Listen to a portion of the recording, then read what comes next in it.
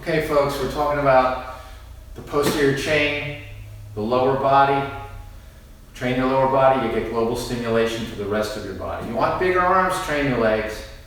Okay? Legs just take a little work. We find that most women can train their legs harder than most men. Women have the ability to suffer.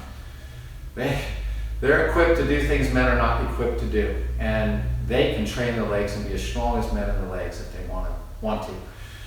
So here's the thing, the back extension, the posterior chain, your paraspinal muscles. You want to prevent back injury, you want to increase performance in your life, in anything you do, you want to train your legs and your back. So there's two ways you can approach this back extension. You want to set it up properly first. Again, just like on the leg press, you want to duplicate your foot position. The crest of my hips are going to be right above, just above this pad, so that I can move freely. I don't want to be encumbered. But here's the deal. There's two ways you can do this. You can approach it like using my lower back area as a hinge. My spinal joints are more or less engaged isometrically. They're not moving individually into flexion and extension. I'm moving as a unit, the entire spine. It's almost like a moving plank. I never did planks. They're big and everybody loves them, but not for me. I'd rather do this, way more dynamic.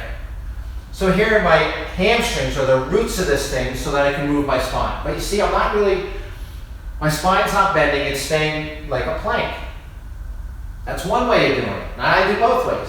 The other is to come here, where I just round my back,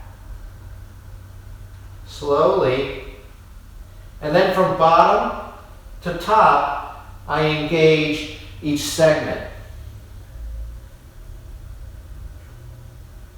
You're doing it with a very controlled speed of motion.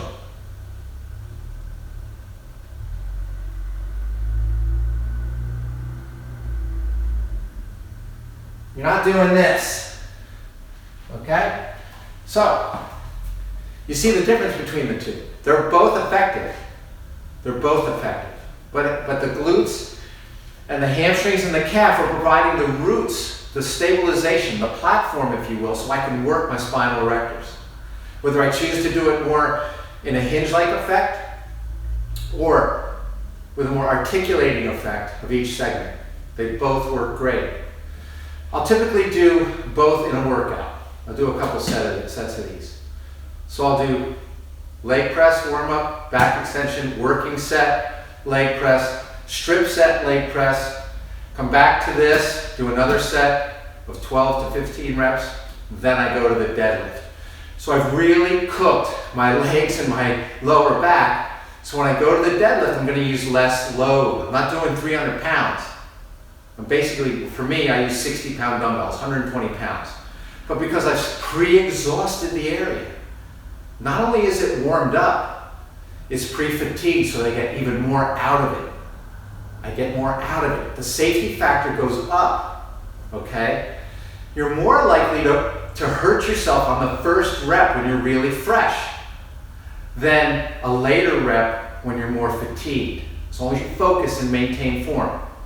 Because force output is greatest when you're fresh. So if you have form deformation when you're fresh, that's when you hurt the joint. You accelerate, you hurt yourself. Okay?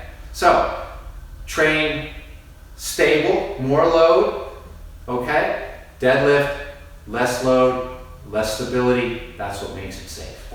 All right? Yes, revolutionary, right? But you heard it here first, maybe, but maybe not.